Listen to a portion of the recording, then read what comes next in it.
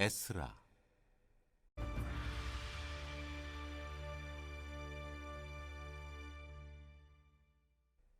역사는 이스라엘 백성에게 모질었고 그들은 쇠락의 길로 접어들었습니다. 초강대국이었던 바벨론의 군대가 쳐들어와서 그들의 성읍과 성전을 초토화시켰고 그들을 포로로 끌고 갔습니다. 그로부터 100여 년이 지난 후 예루살렘으로 다시 돌아온 소수의 유대인들은 허물어진 것들을 다시 일으켜 세우기 위해 안간 힘을 썼습니다. 그러나 그러한 노력은 아무런 성과가 없었고 그들의 형편은 금방이라도 무너져 내릴 듯 위태로웠습니다. 바로 그때 에스라가 등장합니다. 이스라엘은 에스라 덕분에 그 위험을 극복할 수 있었습니다. 그런데 하나님께서는 에스라가 그 일을 혼자 하도록 내버려 두지 않으셨습니다. 하나님께서는 그분의 섭리로 에스라와 같은 일을 하고 있던 느헤미야라는 인물을 통해 에스라의 구원 사역을 실질적이고 결정적으로 도우셨습니다. 그로 인해 하나님의 백성의 정체성이 회복되고 보존되었습니다. 에스라는 예배와 성경으로 이 일을 해냅니다. 먼저 그는 사람들을 이끌어 하나님을 예배하게 했습니다. 예배는 사람이 할 수 있는 가장 전인적이고 포괄적인 행위이며 예배 가운데 하나님의 선물인 우리의 정체성이 우리 안에 깊이 새겨지기 때문입니다. 결국 백성을 대표하는 한 사람이 에스라에게 다음과 같은 고백을 하기에 이릅니다. 지금 당장 우리 하나님과 언약을 맺고 계시에 명시되어 있으니 그대로 시행하겠습니다. 에스라여 일어나십시오. 우리가 뒤를 따를 테니 앞장서십시오. 물러나지 마십시오. 또한 에스라는 그들이 성경 말씀을 잘 듣고 거기에 순종하도록 인도했습니다. 무엇보다 하나님의 계시를 듣고 따를 때에야 비로소 우리는 우리 가운데 계시는 하나님께 지속적으로 주목하고 순종할 수 있기 때문입니다. 에스라는 뚜렷한 족적을 남겼습니다.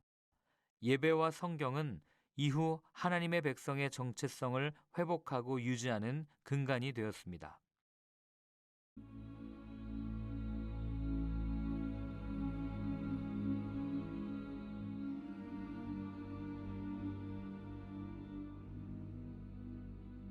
(1장) 페르시아 왕 고레스, 하나님의 성전을 지어라.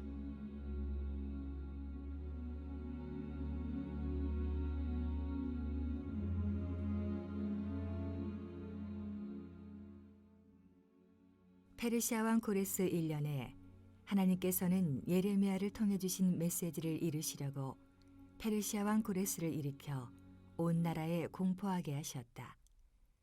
그 내용은 이러하다. 페르시아 왕 고레스가 선포한다. 하나님, 하늘의 하나님께서 내게 지성의 모든 나라를 주셨다. 또 내게 명령하여 유다 있는 예루살렘에 그분을 예배할 성전을 짓게 하셨다. 너희 가운데 그분의 백성에 속한 자들이 누구냐?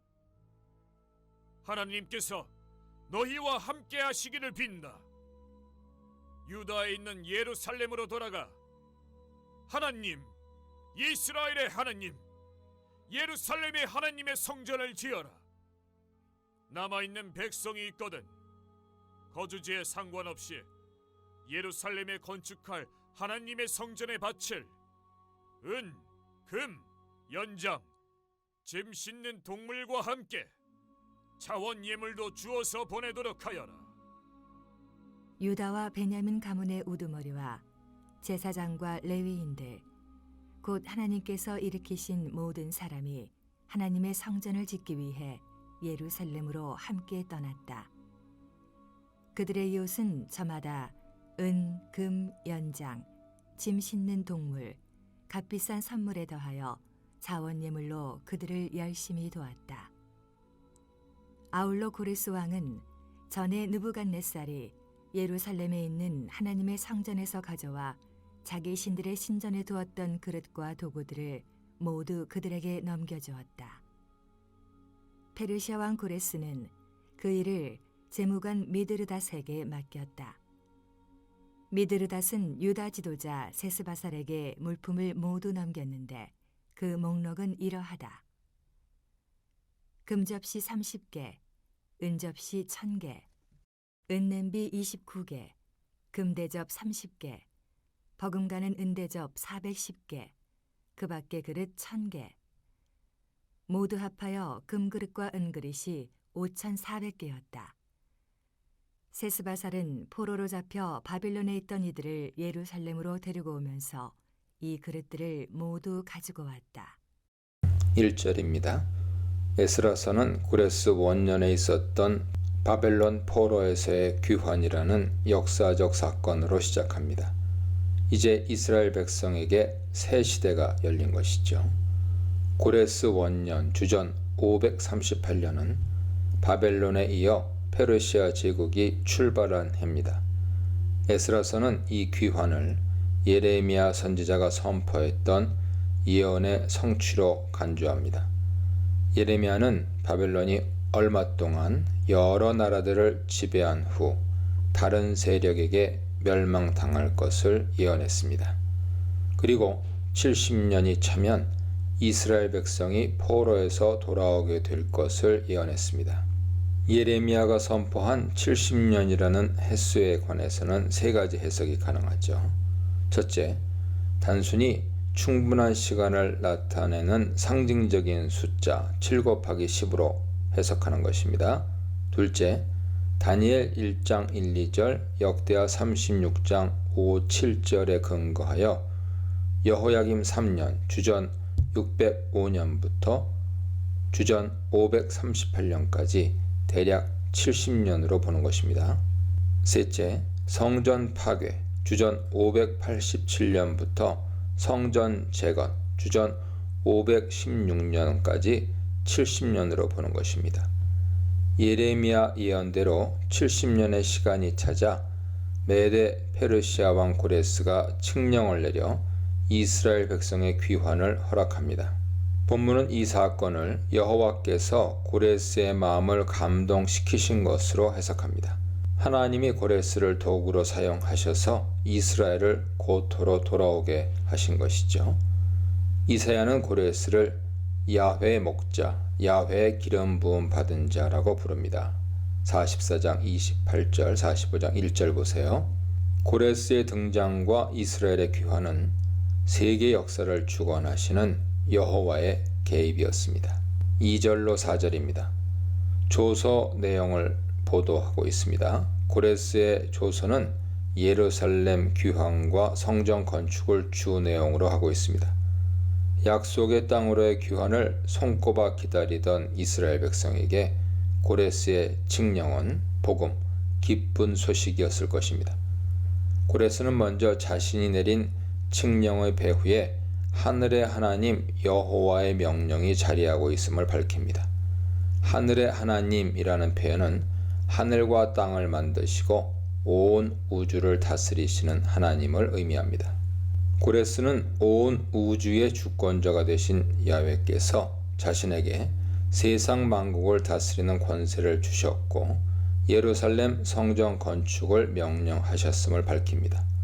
고레스는 여호와께서 예루살렘에 계신 하나님이라고 고백하는데 이것은 성전이 하나님의 집이라는 고대 근동 사상을 반영합니다. 하나님의 집이 세워질 예루살렘은 온 우주의 중심이 될 것입니다. 고레스는 이어 남아있는 백성들의 책임을 명시합니다. 남아있는 백성은 원래 다른 곳으로 잡혀가지 않고 그 땅에 생존해 있던 사람들을 가리킵니다. 열왕기하 25장 11절, 예레미야 24장 8절 보세요. 그러나 이곳에서는 바벨론에 끌려와 살고 있는, 즉 바벨론에 남아있는 이스라엘 백성을 가리킵니다.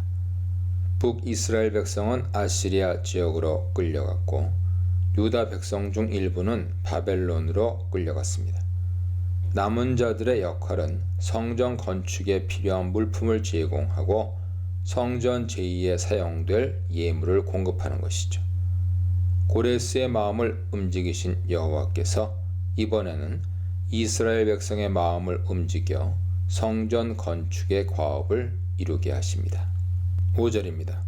고레스의 조서는 이스라엘 백성의 즉각적인 반응을 불러일으켰습니다. 고국으로 돌아가 성전을 건축하기를 원하는 사람들이 일어나서 귀환 공동체를 구성하게 된 것이죠.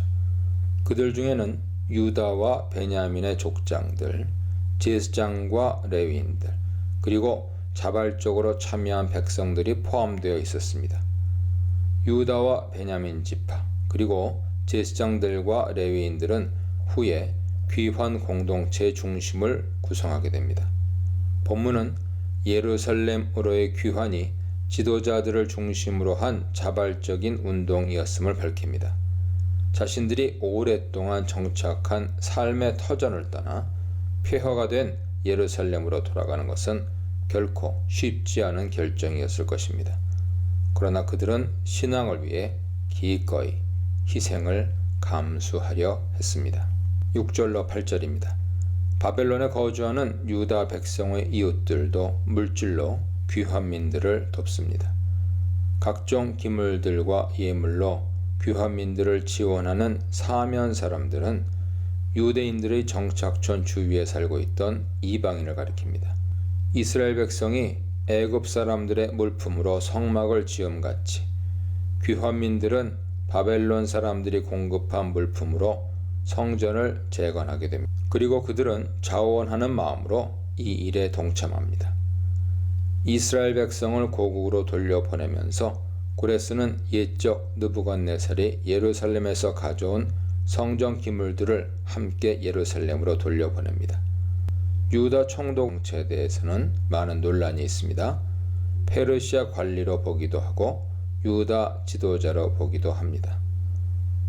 에스라 5장 16절에 근거하면 스룹바벨과 동일인으로 보는 견해까지 있습니다. 8절에서 총독으로 번역된 나시는 구약 성경에서 부족 지도자를 가리키죠. 혹자는 세스바사를 바벨론의 포로로 끌려갔던 여호야긴의 넷째 아들 세나살과 동일 인물로 보기도 합니다. 그렇다면 세스바살에 대한 언급은 끊겼던 다윗 왕조의 회복을 암시하죠. 그러나 얼마 지나지 않아 유다 총독 자리는 스룹바벨에게 넘어갑니다. 이사야는 이스라엘 백성이 성전 기구들을 메고 포로에서 돌아올 것을 예언했는데요. 52장 11절 이하 보세요. 고레스 왕을 통해 성전 기물이 다시 원래 위치로 돌아오게 됩니다. 문맥상 성전 기물들의 복귀는 앞으로 있게 될 예루살렘 성전 회복을 예고하죠. 9절로 11절입니다.